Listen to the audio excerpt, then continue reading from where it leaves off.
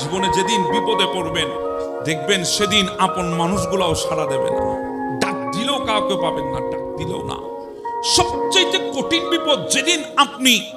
নিতর দেহটা নিয়ে পড়ে থাকবেন ঘরের ভেতরে, হাই প্রোফাইল ব্যক্তি যাদেরকে বন্ধু হিসাবে গ্রহণ করেছেন, আপনার স্ট্যাটাস দেখে যাদেরকে বন্ধু বানিয়েছেন, আপনার ঘরের ড্রয়িং রুম যাদের জন্য ওপেন ছিল, আপনার ঘরের ডাইনিং টেবিল যার জন্য খানা ভরপুর ছিল, তাদেরকে আপনি এক সেকেন্ডের জন্য সেদিন কাছে পাবেন না।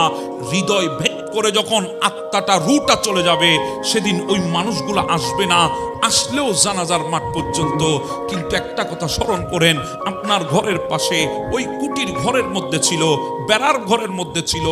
ছাদের উপরে ছাউনি ছিল, যেই মানুষগুলো আপনার ঘরে ঢোকার সাহস পেত না, আপনিও কোনোদিন ডেকে এনে ঢুকাতেন না, আসলেও বাহির থেকে বাহিরে বিদায় দিয়ে এতটুকুর মধ্যে ফিয়ামানিল্লাহ বলে দিতেন, রাস্তাঘাটে দেখা হলে কাজ সেরে নিতেন, ভালো করে কথাও বলতেন না,